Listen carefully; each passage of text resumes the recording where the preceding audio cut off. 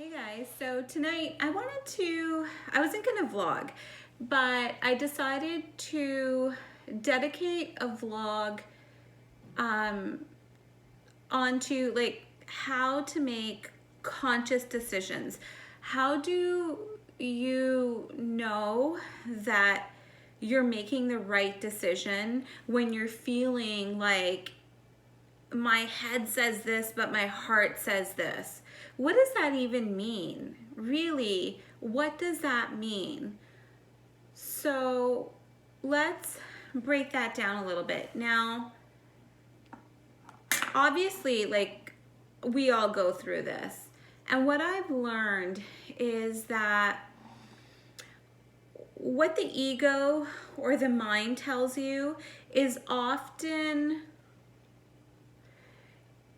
practical. It's from the left side of the brain where you're looking at things from a social perspective, from a media perspective, from a perspective like ancestral perspective, a past perspective of what you may have been taught in your childhood by parents, teachers, aunts, uncles, brothers, sisters.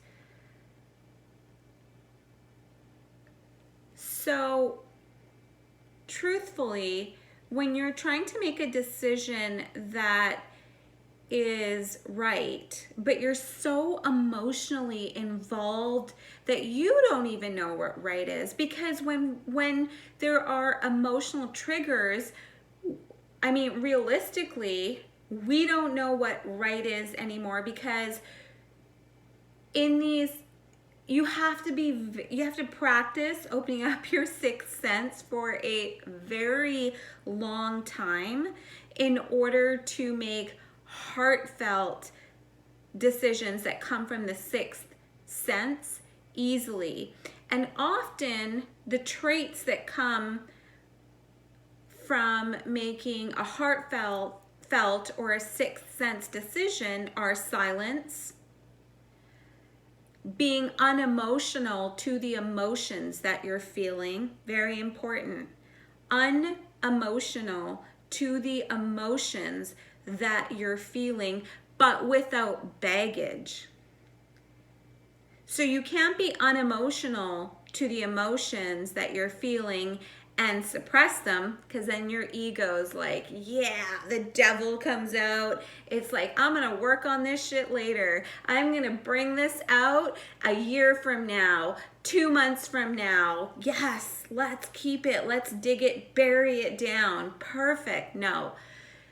Being unemotional to your emotions from a sixth sense where it's actually healing for you and the other party means that you're truly at peace and balance with whatever is happening,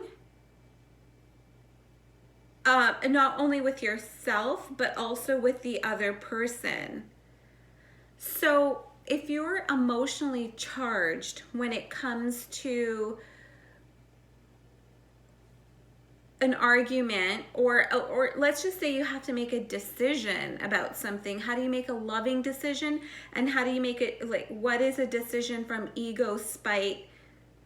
But spite doesn't even feel like spite when you're mad, right? Like, spite feels righteous. Spite feels like, no, they did this, so I'm right. And your ego will tell you every single thing that the other person did and why you're a victim.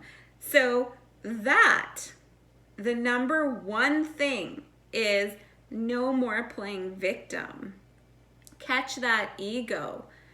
Your heart will always come from a place of love. And when you can make unemotional decisions that come, like when you don't give emotions, when you become unemotional to the emotions that are sent your way, because you truthfully come from a place of like just love and not practicality and not society and not what you've like taught your in your mind, what your mind is guiding you to do, your body will respond to it. Like you start feeling, you truthfully, honestly begin to feel like it's okay. It's okay. And if you see my body language as I'm doing this, it's not just I feel okay, but my body is responding to it's okay. I understand the other person's perspective and it's okay. All I have to do right now, I know they're going to think, they're not going to like me, they're not going to like that, like the decision that I make because I'm silent and I'm walking away and I'm not engaging. It's going to bother them, but for now, it's just what I have to do and it's okay. It's okay. So when your body begins to respond to the heart chakra, that's when you know that you're making a heart over mind decision. So my last vlog was also on just consciousness and the body and how not to, like how ego and all of that. And I just wanted to say it again, that it's so little, like the decisions that you make, the smallest decisions matter. From your reaction to if your toddler spills something and you're exhausted, okay? You're exhausted beyond your means. You're so tired. Maybe you have like 2 kids, 3 kids, I don't know. And your toddler spills something, but you truthfully respond. It's okay. And take a breath. That is key. Taking a few deep breaths and really looking at the situation for what it is. It's just water on the ground. Whatever it is in the moment, it can be fixed. It can be healed in the moment as long as you don't engage with the ego. As long as you don't start talking to that devil self of yours. We always have like the angel and we have the devil. As long as that angel, the heart chakra, is dominant in your life, and honestly, being dominant with the heart chakra can even be 51%. So even if you're 51% heart chakra, 49% ego, man, you are way better off than most people on this earth. So truthfully, and the purpose of this vlog is just look at every thought that you have, every single thought, and become the observer of the thought in the moment. And you can't become an observer of the thought until you align your body with it as well. It's not your heart, your chakras. Remember, the 7 chakras are in your body. The other ones float up top. Your aura starts inside and floats outside, but you can't get to the outside until you utilize the inside. And the inside is your body.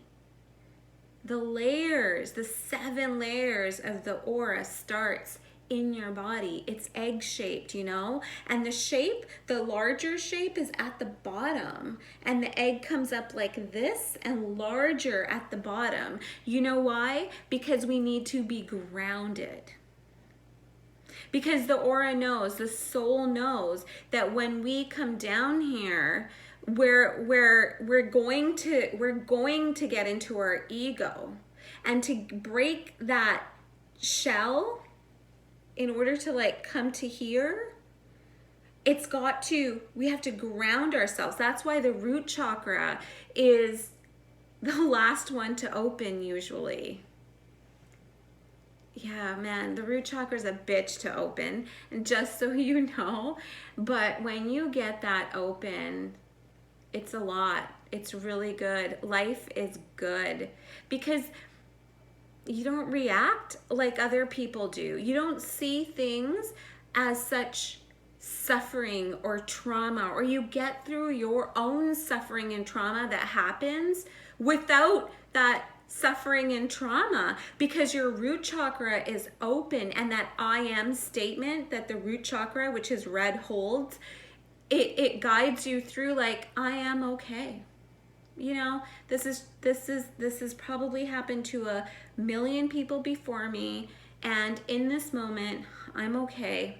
I'm gonna deal with this. I'm not gonna get all up in my feelings because they're negative right now. I'm gonna walk away. I'm gonna deal with this, and I'm gonna figure out me. Self-inquiry. I'm gonna figure out me. Love you guys.